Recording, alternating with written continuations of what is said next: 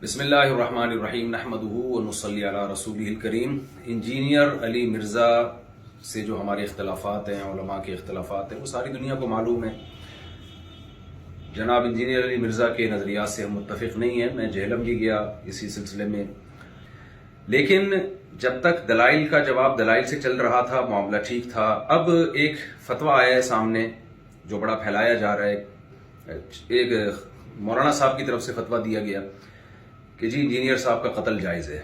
تو میں اس اپنی دینی ذمہ داری سمجھتا ہوں کہ ہم اس فتوے سے بالکل متفق نہیں ہیں، اور جتنی بھی میری بڑے علماء سے بات ہوئی ہے، جہاں تک میری رسائی تھی، جن سے میری بات چیت ہوئی ہے، وہ کوئی بھی اس فتوے سے متفق نہیں ہے۔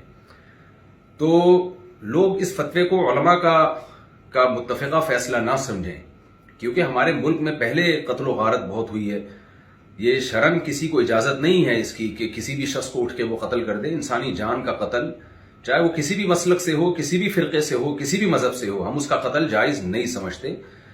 پاکستان میں قانون بنا ہوا ہے کہ کوئی بھی صحابہ کرام کی بے ادبی کرتا ہے یا گستاخی کرتا ہے تو قانون بنا ہوا ہے۔ تو یہ سپریم کورٹ کا کام ہے، ہائی کورٹ کا کام ہے، جج کا کام ہے کہ وہ یہ فیصلہ کرے کہ کون گستاخ ہے اور کون گستاخ نہیں ہے، اور اس بیس پہ جو بھی پاکستان کا لا ہے، قانون ہے، وہ نافذ ہونا چاہیے۔ لیکن یہ جو ایک فتویٰ دیا گیا ہے کہ جی اٹھ کے قتل کر دیا جائے، یہ بالکل ٹھیک نہیں ہے۔ میرے 20 اختلافات ہیں انجینئر علی مرزا سے، میرے کیا، اہل سنت والجماعت کے علماء انجینئر علی مرزا کے عقائد کو درست نہیں سمجھتے، لیکن قتل و غارت کے فتوے دینا، انسانی جان غیر محفوظ ہو جائے ہمارے ملک میں، یہ بالکل جائز نہیں ہے۔ ہم اس کی پرزور مذمت کرتے ہیں، اور اس کو علماء کا فتویٰ نہ سمجھا جائے۔ ایسا نہ ہو کل کوئی سرپھرا اٹھے اور کسی انسان کو قتل کر دے گستاخی کی بیس پہ، بے ادبی کی بیس پہ، تو یہ بالکل غلط ہے۔ ہم اس کی بھرپور طریقے سے مذمت کرتے ہیں، اور علماء بھی، جہاں تک میری رسائی علماء سے ہوئی ہے، وہ بھی اس عمل کو جائز نہیں سمجھتے۔ تو ملک میں امن کی کوشش کریں، اور دلائل کی دنیا میں رہ کے ہی بات کی جائے گی، اس سے آگے بڑھنے کی کوشش نہ کریں، قانون اپنے ہاتھ میں لینے کی قطعاً کوشش نہ کریں۔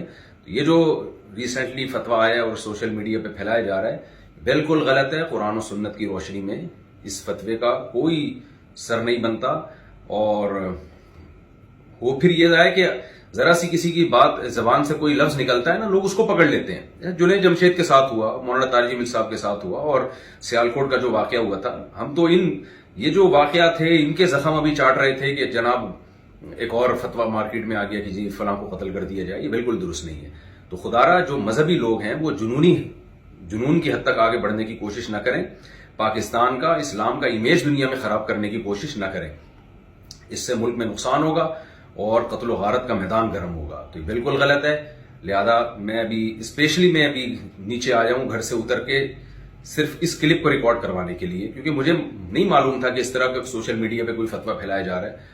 تو دیگر علماء سے بھی میرا مشورہ ہوا، تو سب کا یہی مشورہ تھا کہ ہمیں فوراً اس کے خلاف ایک بیان ریکارڈ کروانا چاہیے، اس فتوے کے خلاف، کہ یہ علماء کا فیصلہ ہرگز نہیں ہے، نہ قرآن کا ہے، نہ حدیث کا ہے، اور نہ علماء کا فیصلہ ہے۔ اس سے ملک میں فساد پھیلتا ہے، اور اللہ تعالیٰ فساد پھیلانے والوں کو پسند نہیں کرتے۔ تو ملک میں ہر ایک کی جان محفوظ ہونی چاہیے، چاہے وہ کسی بھی مسلک سے اس کا تعلق ہو، یا کسی بھی فرقے سے، یا کسی بھی مذہب سے، کوئی بھی رائے ہو۔ دلائل کی دنیا میں آپ ضرور ڈیبیٹ کریں، دلائل کی دنیا میں آپ ضرور ایک دوسرے کو چیلنج دیں، اور اگر آپ سمجھتے ہیں کہ کسی نے کوئی کام ایسا کیا ہے جو آئین کے خلاف ہے، اسلام کے خلاف ہے، تو لا کے ذریعے اس میں پنشمنٹ کی کوشش کی جائے، قانون کا سہارا لیا جائے۔ جج فیصلہ کرے گا کہ کیا سزا بنتی ہے یا نہیں بنتی۔